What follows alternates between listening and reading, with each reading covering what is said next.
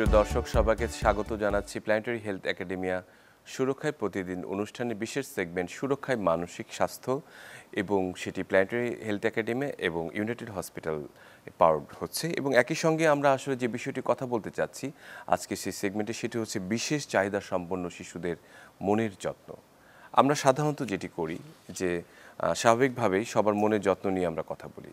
শরীরের যত্ন তো রয়েছেই, একই সঙ্গে যারা অ্যাডোলেসেন্ট অথবা যারা ছোট শিশু অথবা বড় হচ্ছে তাদের মনের যত্ন নিয়ে কথা বলি। কিন্তু আমাদের এই সমাজেরই একটি অংশ, যারা আমাদেরই একটি আমরা বলবো যে একদম কোর একটা অংশ বা পার্ট, যে বিশেষ চাহিদা সম্পন্ন শিশু, তাদেরকে নিয়ে আমরা আসলে কখনো ভেবেছি যে তাদের শারীরিক অনেক ধরনের সমস্যা থাকতে পারে, অনেকের সেন্সরি কোনো প্রবলেম থাকে, অনেকের মোটর কিছু প্রবলেম থাকে, কিন্তু একই সঙ্গে এটিও কিন্তু সম্পৃক্ত যে তাদের মনের যে ভাবটি সেটি কতখানি বিকশিত হচ্ছে। তারা অনেক সময় হয়তো সব কিছু প্রকাশ করতে পারে না, তাদের আচরণগত দিক হয়তো অনেকের থেকে একটু ভিন্ন, কিন্তু তাদের মনের একটি যত্ন বা মনের একটি অংশ কিন্তু পুরোটা জুড়ে রয়েছে। সেই মনের যত্নের আসলে কতখানি আমরা স্পর্শ করতে পেরেছি, কিভাবে তাদেরকে আসলে সেই জায়গাটিতে পৌঁছাতে হবে, এই অনেকগুলো প্রশ্ন কিন্তু এসে যায়। এবং তাই আজকের এই বিশেষ সেগমেন্টে আমরা বিশেষ চাহিদা সম্পন্ন শিশুদের মনের যত্নে আমরা যে আলোচনায় আনতে চাই অতিথিদের, তাদের সাথে আমি পরিচয় করে দিতে চাই। আমার সঙ্গে রয়েছেন স্টুডিওতে উপস্থিত ফয়সাল আহমেদ রাফি, ফাউন্ডার ও chief psychologist Faisal Rafi and associates এবং টেকনিক্যাল অ্যাডভাইজার মনির স্কুল, একজন আমি বলবো তরুণ উদ্যোক্তা এই ক্ষেত্রে। ফয়সাল আহমেদ রাফি, আপনাকে স্বাগত আমাদের অনুষ্ঠানে। আপনাকে ধন্যবাদ আমাকে আমন্ত্রণ জানানোর জন্য।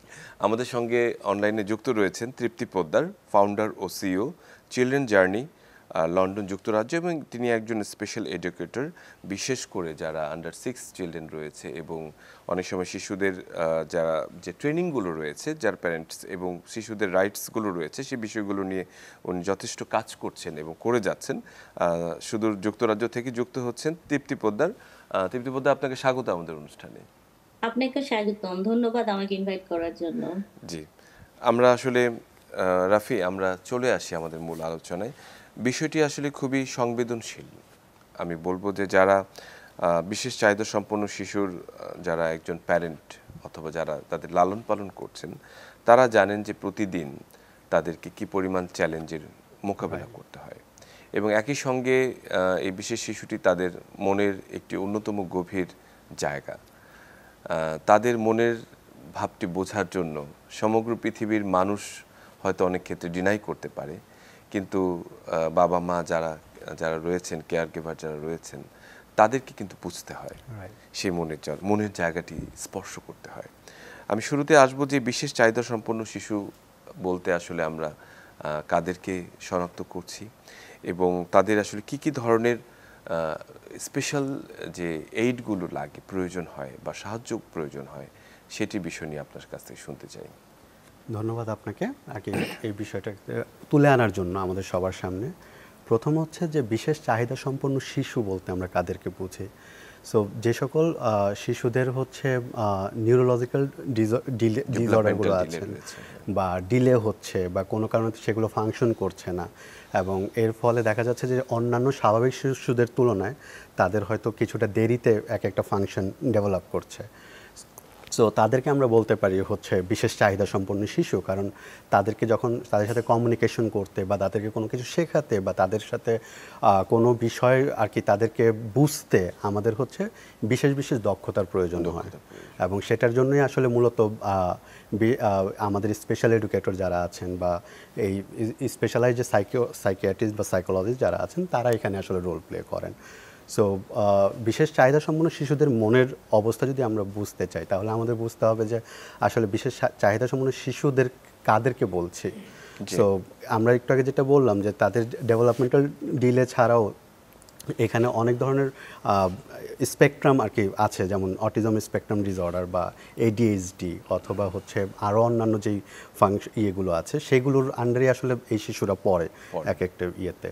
তো তাদেরকে বুঝতে হলে আসলে এই প্রত্যেকটা স্পেকট্রাম আমাদের বুঝতে হয় as a parent, as a care giver, as a special educator, কারণ হচ্ছে তাদের সাথে কমিউনিকেট করা, তাদেরকে প্রপার সাপোর্ট দেওয়া এবং বিশেষ বিশেষ যে দক্ষতার প্রয়োজনটা হয় সেই দক্ষতাগুলো বুঝতে হলে আমাদের এই বিষয়গুলো ক্লিয়ার হওয়া দরকার হয়। জি, মানে যে জায়গাটি আপনি আসলে বললেন যে যেখানে তাদের সহায়তা প্রয়োজন। আমি তৃপ্তি পোদ্দার আপনার কাছে আসি যে আমাদের দেশের কনটেক্সটে বাংলাদেশের এবং বাইরের এটি একেবারেই ভিন্ন। আমাদের এখানে যারা বিশেষ চাহিদা সম্পন্ন শিশু রয়েছেন তারা প্রতিটি ক্ষেত্রে দেখা যাচ্ছে যে বাধার সম্মুখীন হচ্ছেন, অনেক ক্ষেত্রে নিগৃহীত হচ্ছেন। তো এবং সেই যে স্পেশাল যে এডুকেশন এবং ইনক্লুসিভ স্কুলের ব্যাপারেও কিন্তু আমরা অনেকটা পিছিয়ে আছি, যে তাদেরকে মূল ধারায় ফিরিয়ে আনার জন্য যে চেষ্টাটি সেটি কিন্তু আসলে এখনও আমি বলবো যে একেবারেই আমরা জায়গাটিতে যেতে পারিনি। আপনি যুক্তরাজ্যে কাজ করছেন একজন বাংলাদেশি হিসেবে এবং ভালো কাজ করছেন। তো আমি জানতে চাই যে আসলে এই যে তাদেরকে অনেক ক্ষেত্রে বলা হচ্ছে যে তারা প্রতিবন্ধী অথবা ডিসেবল, বিষয়টি আসলে তা নয়, তারা ডিফারেন্টলি অ্যাবল, অথবা তাদেরকে যদি কোনোভাবে একটু ভিন্নভাবে তাদেরকে ইনিশিয়েট করা যায় তাহলে তারা কিন্তু কাজটি অত্যন্ত সুচারুভাবে সম্পন্ন করতে পারে। এই ডিফারেন্টলি অ্যাবল অথবা এই বিশেষ চাহিদা সম্পন্ন শিশুদের ধারণাটি আপনাদের ওই জায়গায় কিভাবে আপনারা গ্রহণ করেন বা প্যারেন্টসকে আসলে বোঝান? আচ্ছা, থ্যাংক ইউ ভাইয়া। আসলে আপনার কোশ্চেনটা অনেক ব্রডলি অ্যান্সার করতে হবে, বাট আমি চেষ্টা করছি খুব জি, কয়েকটি পয়েন্ট দিয়ে বোঝানোর। সেটা হচ্ছে special educational needs, that's mean হচ্ছে এসিএন। যখনই আমরা জানি একজন শিশু সে হচ্ছে এসিএন, তখনই এই শিশুর আমরা জেনে ফেলি যে এই শিশুর এংজাইটি লেভেল, তার বিহেভিয়ার এবং তার ডিপ্রেশন, ওকে? এটা যে কোনো সময় মুড সুইং, মেলডাউন, এগুলো যে কোনো সময় এটা আপ হতে পারে, ডাউনও হতে পারে, ওকে? তো যখন আমি যদি শুধু অটিস্টিক শিশুদের নিয়ে কথা বলি, তারা হচ্ছে ধরেন টুডলিং করা, যেটা বাংলাদেশে হ্যান্ড ফ্লাপিং অনেকে বলে, বাট সবসময় এটা হ্যান্ড ফ্লাপিং না, ইট ক্যান বি টুডলিং, এনিথিং, হাতে ধরে নাড়ানো, হ্যাঁ, অথবা হাত নাড়ানো। কারণ এটা হচ্ছে তার অটিজম স্পেকট্রামের, তার জন্য it's a normal behaviour pattern, okay? তো এখন তার মেন্টাল হেলথের দিকটা যদি আপনি চিন্তা করতে চান এবং তাকে একাডেমিক্যালি তাকে যদি মনে করেন যে তার বেস্ট আউটকামটি আপনি নিয়ে আসবেন, ওকে, তাহলে ওই দিকে একজন শিশুর যদি আমরা ওভারঅল একটা প্ল্যান, স্ট্র্যাটেজি প্ল্যান দাঁড় করাই, তাহলে তাকে ফার্স্ট প্ল্যানে আসছে understand their needs, own individual practice based যেটা নিড, হ্যাঁ, সেটা বোঝা। এখন এই নিডটা বোঝার জন্য একটা টিম দরকার, যে টিমে থাকতে হবে হচ্ছে আপনার কাকে, একজন আর্লি ইয়ার্স এডুকেটর, একজন এডুকেশনাল সাইকোলজিস্ট, একজন পিডিয়াট্রিক ডক্টর, দেন যদি প্রয়োজন হয় থাকতে হবে হচ্ছে ওটি, এসএলটি, এরকম, হ্যাঁ, একজন অনেককে থাকতে হবে। দেন হচ্ছে একটা প্ল্যান হবে এবং ওই প্ল্যানের প্রেক্ষাপটে দাঁড়িয়ে সেই শিশুটি কতটুকু সময় টুডলিং করতে পারবে, অর্থাৎ তার বিহেভিয়ার, তার এংজাইটিকে ধরে রাখার জন্য কতটুকু করতে পারবে, এবং এটার জন্য আমাদের নির্ধারিত টাইম ফ্রেম আছে, যেটা আপনার সেন্সরি ডায়েট ওয়ার্ডটা খুব ভালো যাবে বাংলাদেশের জন্য, বাট আমরা এখানে সেন্সরি ডায়েটটা ইউজ করি না, আমরা বলি স্ট্রাকচার এনগেজমেন্ট পাথওয়ে, ওকে? তো এই শিশুদের হচ্ছে স্ট্রাকচার্ড এনগেজমেন্ট পাথওয়ের মাধ্যমে শিশুদেরকে শেখানো হচ্ছে, যার ফলে কি হচ্ছে, সে তার প্যাটার্নে থেকে সে জানছে যে সে স্কুলে এসে ভিজুয়াল কার্ডের মাধ্যমে, হ্যাঁ, কি করবে, সে কি না করবে, ওকে? তো আমরা যে স্কুলিং যে আওয়ার আনটিল হচ্ছে Q2-3, এর জি, মধ্যে খুব রেয়ারলি আমরা হচ্ছে এই ধরনের বিহেভিয়ার, চ্যালেঞ্জিং বিহেভিয়ার বা ক্রাইসিস বিহেভিয়ার আমরা কম পাই, হ্যাঁ। কিন্তু যখনই এই শিশুরা হচ্ছে ট্রানজিশন নিচ্ছে, বাসায় যাচ্ছে বা প্যারেন্টসরা বুঝতেছেন না, তখন কিন্তু তাদের এই ক্রাইসিস বিহেভিয়ার অনেক বেড়ে যাচ্ছে। তো ইউকেতে হচ্ছে যেটা প্রথম স্টার্টিংটাই হচ্ছে এটা মাল্টি এজেন্সি টিম, যারা কোয়ালিফাইড প্রফেশনাল, তাদের কাছ থেকে একটা প্ল্যান নেওয়া হয় এবং ওই প্ল্যানটা আপনার 3 মাস, 6 মাস, 1 বছর, এইভাবে এটাকে বলা হয় আইইপি, ইন্ডিভিজুয়াল এডুকেশনাল প্ল্যানের মাধ্যমে এটাকে রিভিউ করা হয় এবং অ্যাকর্ডিং টু দ্যাট প্ল্যান হচ্ছে আমরা জি, ক্লাসে রিসোর্সেস তৈরি করা হয়ে থেকে শুরু করে সব রকমের সেবা দিয়ে থাকি। এর মধ্যে একটা ওয়ার্ড আছে ট্যাকপ্যাক। ট্যাকপ্যাকের কাজ কি, এই শিশুকে রিল্যাক্স করা, জি, হ্যাঁ, যে যে এংজাইটি, এরা কিন্তু আপনারা জেনে থাকবেন যে এরা খুব তাড়াতাড়ি এংজাইটিতে পড়ে, অর্থাৎ যে কোনো সিদ্ধান্তহীনতায় অথবা কোনো ট্রানজিশন এখান থেকে ওখানে মুভ করার ক্ষেত্রে তারা কিন্তু ভয় পায়। তাদের মধ্যে তখনই আমরা দেখতে পাই যে তাদের রাসেল যেটা, হ্যাঁ, এটা কিন্তু আপ অ্যান্ড ডাউন করে। সো সেক্ষেত্রে আমাদের প্রতিদিনের ক্লাস লেকচারের মধ্যে, লেসনের মধ্যে একটা জিনিস থাকে যে ট্যাগ প্যাক দেয়া। এটা one kind of sound and massage therapy বলতে পারেন। থ্যাংক ইউ ভাইয়া। জি, অসংখ্য ধন্যবাদ তৃপ্তি পোদ্দার, আপনি একটু বেশ ডিটেলসে গুছিয়ে বললেন, আমরা আসলে বুঝতে সুবিধা হলো।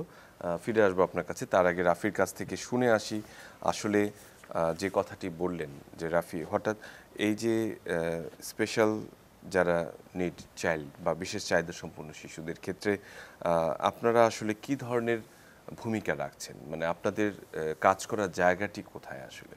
আচ্ছা, আপা যেটা ডিসক্রাইব করলেন যে স্পেশাল এডুকেটর হিসেবে ওনারা ডিরেক্টলি স্পেশাল নিড যে চাইল্ডরা আছে তাদের মূলত এডুকেশনাল এবং ওই দিকটা নিয়ে কাজ করছেন। আমাদের ফোকাসটা থাকে হচ্ছে প্যারেন্ট এবং কেয়ার গিভারদের নিয়ে। কারণ বাংলাদেশের কনটেক্সটে প্যারেন্টরা যে ধরনের চ্যালেঞ্জগুলো প্রথমে ফেস করেন, অ্যাকসেপ্টেন্সের জায়গা থেকে, সেখান থেকে লার্নিং এবং বাচ্চাকে আর কি বাচ্চা উপযোগী করে নিজেদেরকে অ্যাডাপ্ট করা, ওই জায়গাটা নিয়ে আমরা কাজ করি। এবং প্যারেন্টিং হচ্ছে একটা রেগুলার প্যারেন্টিং যেমন একরকম, একজন স্পেশাল নিডস চাইল্ডের প্যারেন্টিং কিন্তু কমপ্লিটলি ডিফারেন্ট। এবং সেখানে প্যারেন্টসকে এডুকেট করা, তাকে হচ্ছে বিভিন্ন স্কিল সম্পর্কে ধারণা দেওয়া, এবং একই সাথে হচ্ছে তাদের নিজের মেন্টাল হেলথের কেয়ারটুকু আর কি কীভাবে নিতে হবে, কোন কোন জায়গায় ফোকাস করতে হবে, সেই জায়গাগুলো সম্পর্কে তাদেরকে এডুকেট করা। কারণ আমরা মনের স্কুলের তরফ থেকে এবং আমাদের নিজের অর্গানাইজেশন থেকে আমরা যেটা চেষ্টা করি যে প্রথমত হচ্ছে অ্যাকসেপ্টেন্সটা তৈরি করা। কারণ অধিকাংশ প্যারেন্টসরা যখন ডায়াগনোস করতে চায় না, বাংলাদেশের কনটেক্সটে দেখা যাচ্ছে যে প্রথমে ডায়াগনোস করতেই চায় না, এবং ডায়াগনোসিস করার পরেও তারা অ্যাকসেপ্ট করতে চায় না, একদম ডিনায়ালের মধ্যে, ডিনায়াল বা স্টিগমা কাজ করে এখানে, যে আর কি আমার সন্তান এমন হতে পারে না, বা কমপ্লিট ডায়াগনোসিসে তারা যেতেই চান না অনেক ক্ষেত্রে যখন তারা এরকম। সো সেখানে তাদেরকে এডুকেট করার জায়গাটা আর কি আমরা আর কি মূল জায়গাটা কাজ করি। আমরা সরাসরি চলে যাই তৃপ্তি পোদ্দারের কাছে, যিনি সুদূর যুক্তরাজ্য থেকে আমাদের সঙ্গে যুক্ত হয়েছেন। তৃপ্তি পোদ্দার, আমরা আপনার কাছে জানতে চাই যে আসলে যখন একটি শিশুর ডায়াগনোসিস হয় বা প্যারেন্টসরা যখন ধরতে পারেন যে শিশুটি অন্যান্য শিশুর মতো স্বাভাবিক আচরণ করছে না, একই কাজের রিপিটেশন করছে, বা তার যে কথা বলার যে মাইলস্টোনটি সেটি পরিপূর্ণ হচ্ছে না, যে বয়সে তার সবার সাথে কমিউনিকেট করার কথা সেই বয়সে চুপচাপ বসে থাকছে, এই যে সাইনগুলো যেগুলো আসলে আমরা রেড ফ্ল্যাগ সাইন বা যেটা দিয়ে আসলে ইমিডিয়েটলি ডাক্তারের কাছে যাওয়া উচিত বা আপনাদের শরণাপন্ন হওয়া উচিত, এই জায়গাটি বলবেন এবং তাদের শিক্ষার শুরুটি কিভাবে হওয়া উচিত? তৃপ্তি পোদ্দার। আচ্ছা ভাইয়া, থ্যাংক ইউ ভেরি মাচ। তো যখন একজন প্যারেন্টস হলেন, অর্থাৎ শিশু পৃথিবীতে আসলেন, তো তখন থেকেই আসলে প্রতিটি ডেভেলপমেন্টাল যে স্টেজ, এটা এই সময়টা প্যারেন্টসদেরকে জানতে হবে। শুধু প্যারেন্টস না, এই সেক্টরে যারা কাজ করছেন সবাইকে জানতে হবে যে কোন স্টেজে শিশু কোন কাজটি করার কথা। ওকে, তো আমাদের বাংলাদেশে একটি মিথ আছে যে 2 বছর বা 3 বছর পর্যন্ত না হাঁটলে, না কথা বললে কোনো সমস্যা নাই। কেন? কারণ ছোট মানুষ তো পেরে যাবে। আসলে বিষয়টা কিন্তু তা না। হ্যাঁ, শিশু কিন্তু আপনার একটা স্টেজ, ধরেন 3 থেকে 6 মাস অথবা 6 থেকে 9 মাস কি করবেন, হ্যাঁ, সেটা কিন্তু ডেভেলপমেন্টাল মাইলস্টোনে ক্লিয়ার লেখা থাকে, যেটাকে যে স্টেজগুলো প্যারেন্টসদেরকে ফলো করতে হবে। এবং তার যখন 1 বছর বয়স পূর্ণ হবে, তখন শিশুর কিন্তু 2 ওয়ার্ড শব্দ, যেমন দাও, বাবা দাও, মা দাও, হ্যাঁ, এটা কিন্তু মিনিমাম রিকোয়ারমেন্ট, এবং শিশু নিজে হাঁটতে পারা। এই দুটো বিষয় যদি প্যারেন্টস একটু খেয়াল করেন, পাশাপাশি শিশু অন্য লোক দেখলে বা কেউ নতুন আসলে ভয় পাচ্ছে কিনা। হ্যাঁ, তো অনেক প্যারেন্টস মনে করেন যে ভয় পেলে এটা খারাপ, আসলে না, ইটস গুড। যদি কোনো শিশু একা একা খেলে এবং অন্যদের সাথে না মেশে, বা মা যা দিচ্ছেন তাই খাচ্ছেন, হ্যাঁ, এইটা কিন্তু ওরই বেশি। কেন? কারণ সেই শিশু ট্রানজিশনটা বুঝতে পারছেন না, এবং এই শিশু কাম ডাউন হয়ে সব কাজ করছে, খুব ইজি গোয়িং। তো শিশু কিন্তু ইজি গোয়িং হবে না। শিশু কিন্তু দৌড়াবে, শিশু কোনো কিছু নষ্ট করবে, শিশু নতুন কেউ আসলে কিউরিওসিটি দেখাবে, ভয় পাবে, হ্যাঁ, নতুন নতুন খাবার সে খেতে যাবে, এগুলো হচ্ছে নর্মাল শিশুর অ্যাক্টিভিটিস। তো এক্ষেত্রে প্যারেন্টসদেরকে ফোকাস রাখতে হবে যে আলটিমেটলি আমার সন্তান কি কি করছে, জি। এটা হচ্ছে প্যারেন্টসদের পক্ষ থেকে। আর যখনই প্যারেন্টস দেখবেন বেশি হাইপার অ্যাক্টিভ, অর্থাৎ বেশি মুভমেন্ট করছে অথবা কম করছে, অনেকে মনে করেন যে আপনিও একটু আগে মেনশন করলেন যে স্লো ডেভেলপমেন্টের কথা। জি। হ্যাঁ, it could be fast development. That's mean হচ্ছে যেখানে আমার প্রতি সেকেন্ডে একটা স্টেপ দেওয়ার কথা আমি যদি একের অধিক দেই, দ্যাটস অলসো আপনার ডিসঅর্ডার বা ডিফিকাল্টিস বা ডিসএবিলিটিস হিসাবে কিন্তু গণ্য হবে। তো সেক্ষেত্রে প্যারেন্টসের প্রথম ভূমিকা, প্যারেন্টাল রেসপন্সিবিলিটিস ফার্স্ট, দেন হচ্ছে প্যারেন্ট। আর বাংলাদেশে চিলড্রেন সার্ভিসেস বা স্টে অ্যান্ড প্লে সেশন নেই। তো এক্ষেত্রে আপনারা যারা আছেন যদি স্টে অ্যান্ড প্লে সেশনের অ্যারেঞ্জ করেন, প্যারেন্ট যদি ওখানে শিশুদের নিয়ে আসে, সেক্ষেত্রে কিন্তু প্রফেশনালরা থাকলে ইজিলি বুঝতে পারবেন যে এই শিশু তো 2 বছর হয়ে গেছে, এখনো কিছু করছে না। ওখান থেকেই কিন্তু আপনার ডায়াগনোসিস শুরু হতে শুরু পারে। হয়ে যায়। হ্যাঁ, তো এই একটা বিষয়। এবং পাশাপাশি যখন সে স্কুলে আসবে, তাহলে স্কুল আসার বয়স কত? স্কুল আসার বয়স 5 থেকে 6 বছর না। হ্যাঁ, স্কুলে আসার বয়স আর্লি হতে হবে, যেখানে প্লে সেশন থাকবে, দেন স্লোলি তাকে একাডেমিক্যাল সেশনে নিতে হবে। নিতে হবে। তো জি। সেক্ষেত্রে জি ভাইয়া, এভাবে স্টেপ বাই স্টেপ যদি আসা যায়, তখনই এটা সাকসেসফুল হবে। জি, থ্যাংক আমরা ইউ এই ভাইয়া। বিষয়টি নিয়ে আরো কথা বলবো পরবর্তী, যে তাদের ইনক্লুসিভ স্কুল নিয়ে এবং স্কুলে তাদের সাথে জি ভাই। কি ধরনের আচরণ হবে সে বিষয় নিয়ে ফিরবো আপনার কাছে। তার আগে আমি ফয়সাল আহমেদ রাফি আপনার কাছে আসতে চাই। যে গুরুত্বপূর্ণ যে একটি বিষয় আমরা লক্ষ্য করি যে এই বাচ্চাটি সারাক্ষণ চুপচাপ বসে থাকছে, অনেক হয়তো মন খারাপ করে বসে থাকছে, তার দিনের প্রতিটি ঘন্টা একেবারে একটা যুগের মতো মনে হয় অনেক সময়, যে আসলে সে কী করবে, তার সামনে লক্ষ্য নেই, তার সামনে চাহিদা, যে কিউরিসিটি, সেই জায়গাটি অনেক সময় কম্প্রোমাইজড, মানুষ তার সাথে মিশতে চাচ্ছে না, বাবা মারা ইভেন তাকে কোনো একটা জায়গায় বসিয়ে রেখে হয়তো সে শান্ত আছে, এটিকে শান্তি পাচ্ছে, কিন্তু তারই তো একটি ডেভেলপমেন্ট দরকার, মনের একটি ভালো লাগা থাকতে পারে, রাগ থাকতে পারে, ভালোবাসা থাকতে পারে। এর প্রকাশগুলো আসলে কিভাবে আপনারা যত্ন নিতে বলেন বাবা মাদের? আচ্ছা, প্রথমে হচ্ছে যে আপা যেটা বললেন যে একটা বাচ্চা যখন পৃথিবীতে আসে, আমাদের বাবা মায়েদের এই জায়গাগুলো জানা দরকার যে সে তার ডেভেলপমেন্ট মাইলস্টোনগুলো কী কী হবে। সো যখন একটা বাচ্চা একা একা থাকছে বা ইভেন ডায়াগনোসিস হওয়ার পরেও, সো বাবা মার প্রথম কাজ হচ্ছে তাদের আর কি এই সংক্রান্ত এডুকেশনটা নেওয়া, যে একটা বাচ্চা কী কী ধরনের আচরণ করতে পারে বা কী কী ধরনের জায়গায় সে আর কি কী কী বিহেভিয়ার তারা দেখতে পারে বা প্রত্যাশিত। তো সেক্ষেত্রে প্রথম কাজ হচ্ছে যেটা, সেটা হচ্ছে যে সেই আচরণটাকে একটু বোঝা। কারণ একটা বাচ্চা যে একা বসে আছে, সে কেউ তার সেখানে মনের অবস্থাটা কী, তার অনুভূতিগুলো কীরকম, প্লাস তার বয়সের সাথে সাথে তার mental age, chronological age match করছে না। সো তার ক্রনোলজিক্যাল এজ তুলনায় মেন্টাল এজ যদি কম হয়, সেক্ষেত্রে তার অনুভূতির বহিঃপ্রকাশ একরকম হবে, এবং আবার যদি বেশি হয় তো সেক্ষেত্রেও ভিন্ন এক ধরনের বহিঃপ্রকাশ হবে। সো বাবা মা হিসেবে প্রথম কাজ হচ্ছে আন্ডারস্ট্যান্ড করা, নিজেকে এডুকেট করা, যে কী ধরনের অনুভূতিগুলো তারা আসলে দেখতে পারে বা দেখতে চাইতে পারে। কারণ আমরা আর কি আমাদের মধ্যে বেশ কিছু স্টিগমা আছে মেন্টাল হেলথ রিলেটেড, যে অনুভূতি প্রকাশ করা বা অনুভূতি, এমনকি নিজেদের অনুভূতিগুলোকে আমরা প্রপারলি প্রসেস করি না। তো ফলাফল যেটা হয় যে নিজেদেরটা যেহেতু করি না, আমরা বাচ্চাদেরটাও বোঝার চেষ্টা অনেক ক্ষেত্রে করি না। তো সেক্ষেত্রে প্রথম স্টেপটাই হচ্ছে প্লিজ আন্ডারস্ট্যান্ড ইউর চাইল্ড, কারণ তার ইমোশনাল স্টেটটাকে বোঝা, তার সাথে কমিউনিকেট করার চেষ্টা করা, বিশেষ করে যারা স্পেশাল এডুকেটর আছেন বা এক্সপার্ট আছেন তাদের সাথে কনসাল্ট করে সেই টেকনিকগুলো, কমিউনিকেশন টেকনিকগুলো আয়ত্ত করা। কারণ একজন স্পেশাল নিড বাচ্চার সাথে কমিউনিকেশন করার যে স্পেসিফিক টেকনিক্স, অ্যাপ্রোচ, কানেকশন তৈরি করা লাগে, সেই জিনিসটা যদি বাবা মা রপ্ত করে নিতে পারেন, তবে প্রত্যেকটা স্টেজই তাদের জন্য ইজিয়ার হয় আইডেন্টিফাই করা যে আমার বাচ্চাটা এখন কি ফিল করছে। মানে সবার আগে প্রয়োজন তাকে একটু অ্যাসেসমেন্ট করা, যে আসলে তার বিহেভিয়ারাল পার্টগুলো কি, কখন সে খুশি থাকছে, কোন জায়গাটায় সে কাঁদছে, কোন জায়গাটায় বিরক্ত হচ্ছে, বা তাকে দেখলে বোঝা যাবে যে আসলে সে একটু পরে হয়তো এই জিনিসটা করতে চাইবে, ভায়োলেন্ট হয়ে যাচ্ছে বা একই জিনিস করছে, এই জায়গাটাকে আগে অ্যাসেস করা দরকার এবং এটা শেখা জরুরি। কারণ আমাদের আর কি আমরা সবাই একটু সলিউশন ফোকাস, তো আমরা আর কি কোনো একটা বিহেভিয়ার দেখলে আগে সলভ করার জন্য ঝাঁপিয়ে পড়ি, কিন্তু আমার আগে বাচ্চাটাকে বুঝতে হবে ওর নিডটা আলাদা, ওকে আমি টিপিক্যাল অন্য বাচ্চাদের মতো ট্রিট করলে হবে না। সো এই প্যারেন্টদের এই অ্যাকসেপ্টেন্সটা আসাটা জরুরি। আমার কাছে আমি বারবার এই কথাটা বলছি এই কারণে, কারণ আমরা প্রচুর স্ট্রাগল করি প্যারেন্টসদেরকে এই জায়গাটা অ্যাকসেপ্ট করতে যে হ্যাঁ আপনার বাচ্চার জন্য স্পেশাল কেয়ার দরকার, স্পেশাল এডুকেশন দরকার, ইভেন আপনার নিজেরও এই বিষয়ে জানা দরকার। এই বিষয়টিতে আসবো রাফি, আপনার কাছে বিশেষ করে আপনারা প্যারেন্টিং নিয়ে কাজ করছেন বা তাদের এডুকেশন নিয়ে কাজ করছেন।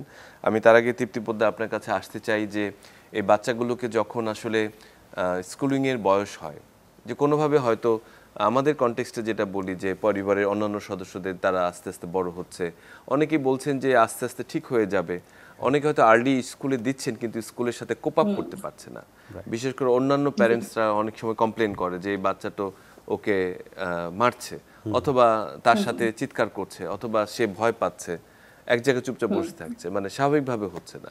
তো এই ধরনের ক্ষেত্রে আপনাদের এই যে ইনক্লুসিভ স্কুল বলবো অথবা স্পেশাল এডুকেশন যেটা বলছেন, তাদের শুরুটা আসলে কিভাবে হয়ে থাকে এবং তাদেরকে পরবর্তী যে চিন্তা ভাবনাটি, তাদের ভবিষ্যতের ব্যাপারটি কিভাবে ভাবা হয়? আচ্ছা, থ্যাংক ইউ ভাইয়া। তো প্রথমেই বলবো যে ট্রিগার এবং ক্রাইসিস।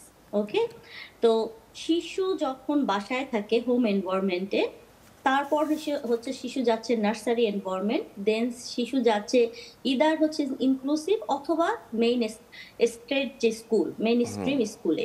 যেখানেই শিশু যাক না কেন, তার যে অ্যাজ আই সেড, মানে একটু আগেও আমি বলেছি, এংজাইটি, বিহেভিয়ার প্যাটার্ন, হ্যাঁ, এবং ডিপ্রেশন, যদি আপনার খুব ভালো আর্লি ইন্টারভেনশন সে পেয়ে থাকে সেই শিশু, বাট স্টিল তার বিহেভিয়ার প্যাটার্নে কিন্তু ওই যে বললাম একটা উদাহরণ, টুডলিং করা বা হ্যান্ড ফ্লাপিং করা, তো এই যে টুডলিং বিহেভিয়ার কিন্তু তার এটা normal behaviour. Okay, that's mean শিশু ট্রিগারের ক্ষেত্রে আপনাদেরকে মানে যে প্যারেন্টসদেরকে মাথায় রাখতে হবে যে এইটা হচ্ছে তার ইনিশিয়াল। হ্যাঁ, আমাদের এখানে কালার সিমেন্টিকের মাধ্যমে আমরা এটা বুঝি যে কোন কালারে কোন ট্রিগার। তো ট্রিগার যদি শিশু ফাস্ট করছে অথবা শিশু এই যে তার বিহেভিয়ার প্যাটার্ন যে আমরা যেটা অ্যাসেস করে বের করেছি সেই জায়গা থেকে সরে যাচ্ছে, দ্যাটস মিন কিন্তু শিশুর সাপোর্ট দরকার। এই শিশু কি নন ভার্বাল, এটা আর একটা কোশ্চেন। বা এই শিশু কি নিজেকে বেশি প্রকাশ করে না একদমই করতে পারে না, তো সেক্ষেত্রে শিশুর জন্য তাহলে অল্টারনেটিভ ভাষা বিকাশের জন্য অথবা কমিউনিকেশনের জন্য আপনার কিছু অ্যাপ্রোচ আছে, সেইটা কিন্তু ইউজ করতে হবে। তো শিশুকে এটা বাসায়ও করতে হবে, স্কুলেও করতে হবে। তখনই এই শিশু স্লোলি স্লোলি অ্যাডজাস্ট করবে নার্সারি স্কুল এনভায়রনমেন্টে।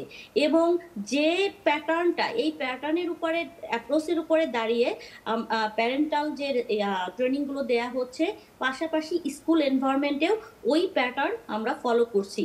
যদি দেখি আমরা যে বিহেভিয়ার প্যাটার্নে তার আছে যে সে দৌড় দিবে, হ্যাঁ, দৌড় দেওয়া মানে হচ্ছে তার মানে ট্রিগার করা যে সে ক্রাইসিসে যাবে, তখন কিন্তু আমরা তাকে ফ্রি করে দিব দৌড় দেওয়ার জন্য বা জাম্প করার জন্য, যাতে নেক্সট তার ট্রিগারে বা ক্রাইসিসে সে না যায়।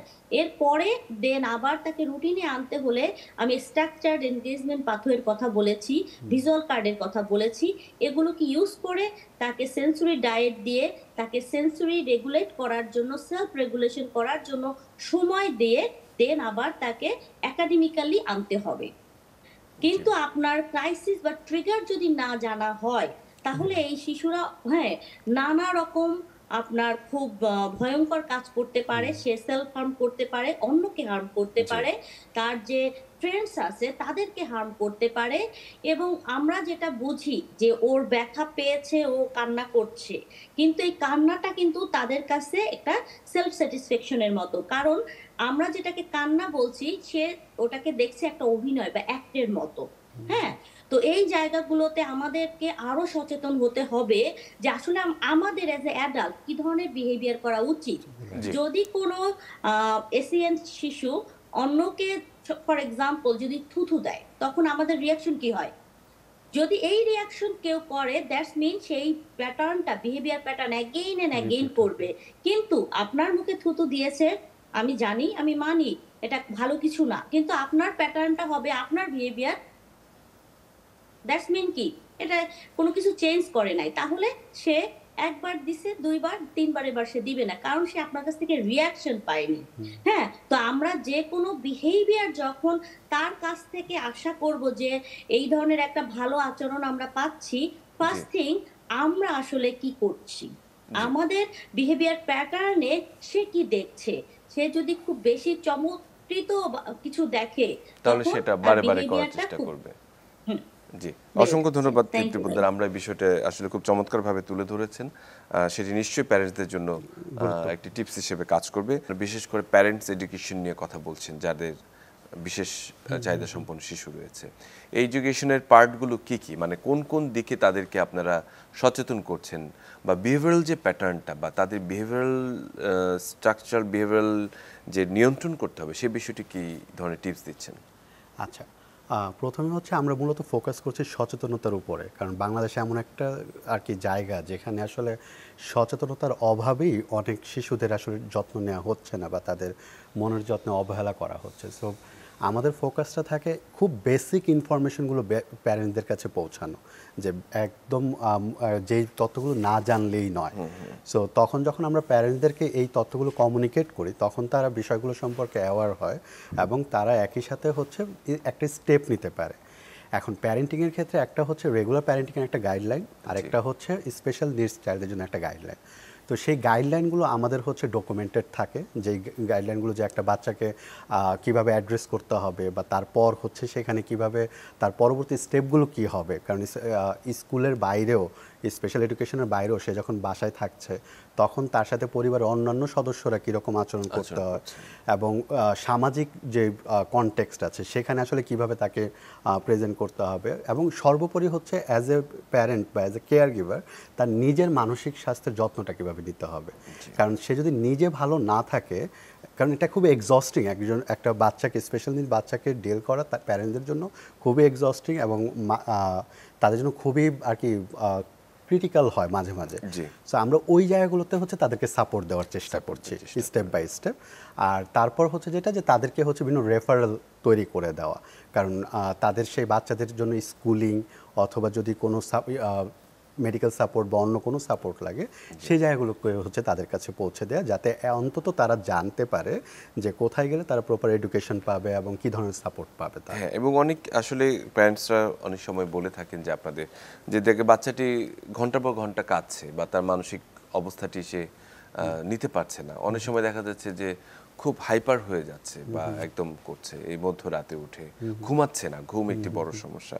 এই ধরনের ক্ষেত্রে আসলে আপনারা কোনো সহায়তা করে থাকেন কিনা? এই ধরনের ক্ষেত্রে আমরা হচ্ছে সবসময় রেফারেলের দিয়ে উপরে কাজ থাকি, করেন, কারণ right? হচ্ছে যেটা, যে প্রথমত হচ্ছে এই ধরনের সিচুয়েশন নিয়ে যখন আমাদের কাছে কেউ কমপ্লেন করে, তখন হচ্ছে আমরা প্রথমেই তাদেরকে হচ্ছে প্রপার জায়গাতে রেফার করার চেষ্টা করি।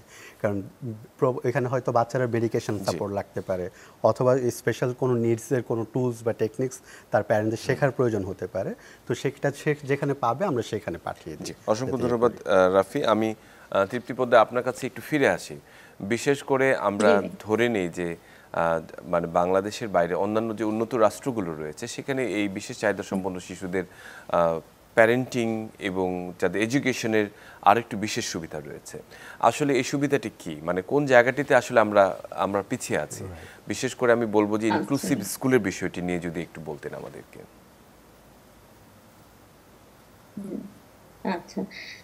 আমরা ভাইয়া, আমি হচ্ছে গত ৫ বছর হবে আমি অনলাইনে প্যারেন্টসদের ট্রেনিং দিচ্ছি, জি, এবং আপনাদের হয়তোবা এটা অ্যানাউন্স করলে ভালোই হবে যে আমি ২, ৩, ৪ ৩ দিন ব্যাপী ঢাকা ইউনিভার্সিটির রাইয়ারে হচ্ছে ট্রেনিং অ্যারেঞ্জ করেছি, এবং ট্রেনিং এর যে কাজগুলো জি, এগুলোই এখানে বলবো যে এই বিষয়গুলো প্যারেন্টসদের মেন্টাল হেলথ, শিশুর মেন্টাল হেলথ, বাট এই মেন্টাল হেলথের মধ্যে যে গ্যাপটা সেটা হচ্ছে শিশুটি সারাদিন করবে কি। তো এটাকে বলা হয় স্ট্রাকচার্ড এনগেজমেন্ট পাথওয়ে।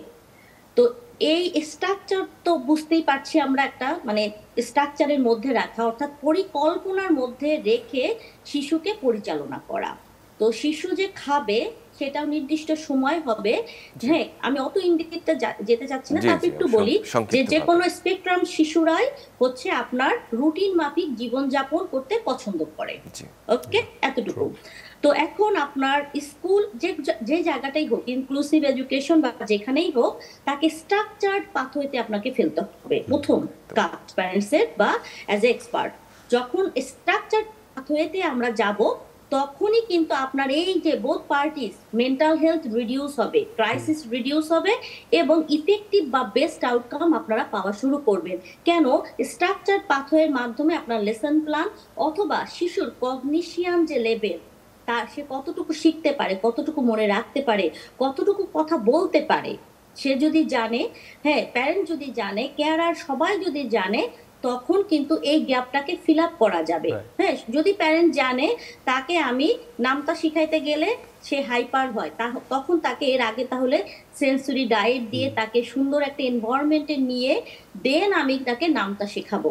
যদি মনে হয় যে না, আসলে আমার সন্তান নামতা নিতেই পারছে না, তাহলে আমরা নামতায় যাব না, আমরা অন্য কোনো টুলস ইউজ করব যেখানে নাকি শিশু শিখতে পারবে।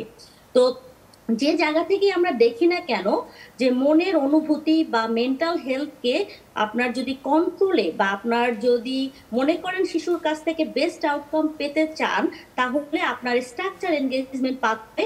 হ্যাঁ, এবং টিম টিচ হচ্ছে, এর মধ্যে থাকে হচ্ছে কালার সিমেন্টিক এবং কিভাবে শিশুকে শিখাতে হবে।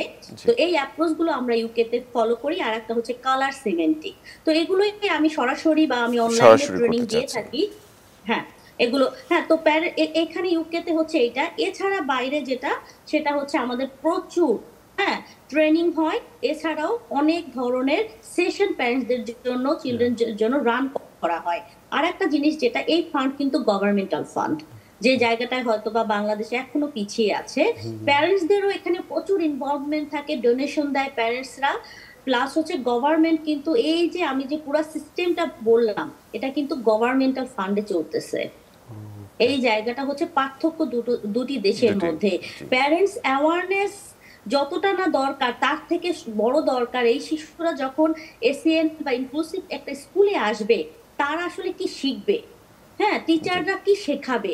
টিচাররা যদি শুধু মানে বক্সের মধ্যে ফেলতে শেখায় অথবা কাপড়ের ক্লিপ দিয়ে, হ্যাঁ ফাইন মোটর গিফটস বলা হয় এটাকে, ফাইন মোটর স্কিল যেটা, সেটা বাড়ায়, ওই শিশুর কিন্তু একটা সময় এটা দরকার হয় না।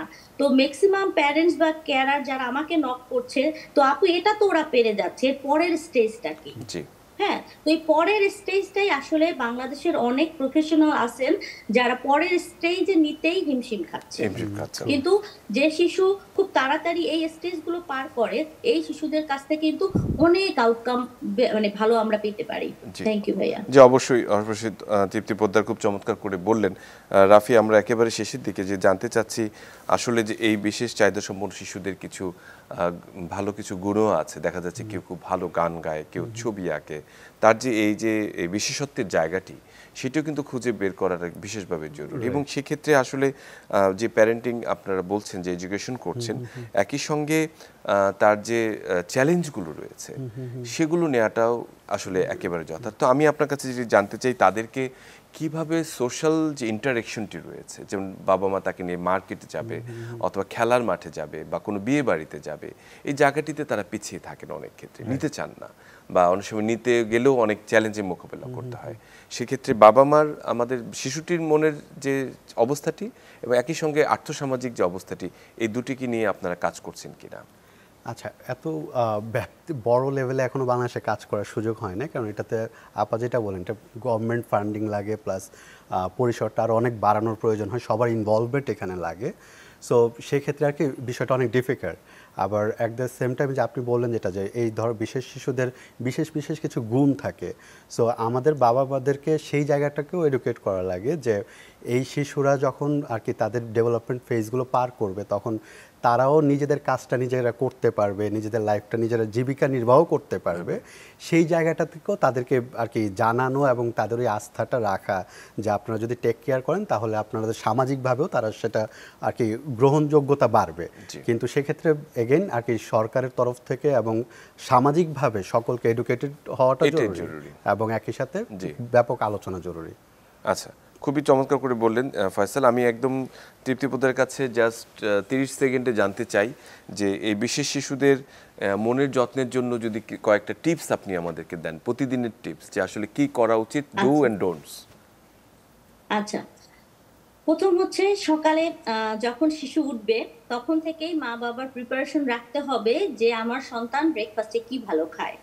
হ্যাঁ, তো ব্রেকফাস্ট হচ্ছে ফার্স্ট ট্রিগার। যদি প্যারেন্টস যেটা সে খেয়ে অভ্যস্ত আর সেটা না দেয় তাহলেই তখন ফার্স্ট ট্রিগার হয়, হ্যাঁ, ক্রাইসিসের। তো যে জিনিসটা হচ্ছে শিশু পছন্দ করছেন সেই জিনিসটাই রাখতে হবে তার টেবিলে। তাকে ওই ধরনের ক্লোদিং দিতে হবে, ওই ধরনের ব্যাগ দিতে হবে, ওই ধরনের খেলনা দিতে হবে। এর সাথে নতুন একটু একটু করে আমাদেরকে নতুন জি। কিছু অ্যাড করতে হবে। Number 1 tips. নাম্বার 2 টিপস হচ্ছে খাবারের ক্ষেত্রে যদি শিশু একদম সাদা মাটা খেতে চায়, যেমন সাদা ভাত, সাদা শুধু সিদ্ধ চিকেন, সেটা দিয়ে শুরু করতে হবে। দেন স্লোলি স্লোলি একটু একটু করে তার মধ্যে কালারফুল ব্যাপারটা আনতে হবে বা স্পাইস আনতে হবে। ঘুমের ক্ষেত্রে ভেগোরিয়াস ওয়ার্ক করছে কিনা শিশু, ফিজিক্যালি সে অ্যাক্টিভ কিনা, দিনে অ্যাটলিস্ট সারা দিনে 2 ঘন্টা সে ঘাম ঝরানোর মতো কোনো কাজ করছে কিনা। হ্যাঁ, এরপরেও যদি সে না ঘুমায় ডেফিনেটলি ডাক্তারের শরণাপন্ন হতে হবে। জি বাট কোনো শিশু যদি 2 ঘন্টা জি প্রতিদিন সাইকেলিং বা ভিগোরিয়াস কোনো ওয়ার্ক করে, কাজ জি করে, এক্সারসাইজ করে, সে টায়ার্ড হয়, তার রাসেল ডাউন হয়, তখন তার ঘুমে খুবই হেল্প হয়। ওকে। জি দেন হচ্ছে সুগার জাতীয় খাবার, crisps, biscuit, Coca Cola, fizzy drinks, হ্যাঁ, এই ধরনের সব কাট অফ করতে হবে। আর একটা ভুল তথ্য যে সব শিশুর ময়দা এবং দুধে অ্যালার্জি বা ইনটলারেন্সি আছে, এটা ঠিক না। সঠিক না। অনেক সময় দেখা যাচ্ছে ও নিজেরা সিঙ্গারা সমুচা খাচ্ছে, বাচ্চাকে দিচ্ছে না, এবং এটা বিহেভিয়ারের বড় একটা বড় ক্ষতি একটা করছে। কারণ। তো আগে জানতে হবে, জি আমার রাইট। শিশুর কোন জায়গায় হচ্ছে অ্যালার্জিস আছে বা কোনটা খেলে আমার শিশু হাইপার হয়, হাইপার হয়ে ওটা যাচ্ছে। রাইট। জেনে দেন শিশুকে না বলতে হবে। শিশুর সামনে না, না, এই যে ফিঙ্গার, এটা তোলা যাবে না, নো বলা যাবে না। হ্যাঁ, অল্টারনেটিভ পরে হতে পারে, দেখা যেতে পারে। তো এই ওয়ার্ডগুলোকে আমাদের ব্যবহার করতে হবে যে না, এবং বড় বড় যে চোখ, এইটা ওদেরকে করা যাবে না। যাবে না। জি, শিশুর যদি কোনো বিহেভিয়ার প্যাটার্ন আমরা দেখি, আমরা অপোজিট যারা ওদের সামনে থাকবো তাদের রিয়াকশন করার আগে আমাদের চিন্তা চিন্তা করতে করতে হবে। হবে আমরা কি জি ধরনের রিয়াক্ট জি করছি। জি জি অসংখ্য ধন্যবাদ থ্যাংক ইউ তৃপ্তি ভাইয়া। পোদ্দার, আপনি খুব দারুণভাবে আমাদের টিপসগুলো দিলেন, এবং অসংখ্য ধন্যবাদ ফয়সাল আহমেদ রাফি, আপনিও আসলে এই ব্যাপারে অনেক কিছু সংযুক্ত করেছেন আমাদের সঙ্গে। সুপ্রিয় দর্শক, আমরা আসলে সুরক্ষায়, মানসিক স্বাস্থ্যে, বিশেষ চাহিদা সম্পন্ন শিশুদের মনের যত্নে কিছু কথা আমরা বললাম, যে আমাদের সামাজিক, আর্থসামাজিক যে প্রেক্ষাপট, তার প্রেক্ষাপটে, এবং একই সঙ্গে যে কিছু ভুল ধারণা রয়েছে, কিভাবে তাদেরকে নিয়ন্ত্রণ করতে হবে, তাদের মনের যত্ন নিতে হবে, মনকে বুঝতে হবে, সে বিষয়টি নিয়ে অনেক গুরুত্বপূর্ণ তথ্য আমরা আজকে পেলাম। সবাইকে অসংখ্য ধন্যবাদ, সবাই ভালো থাকবেন।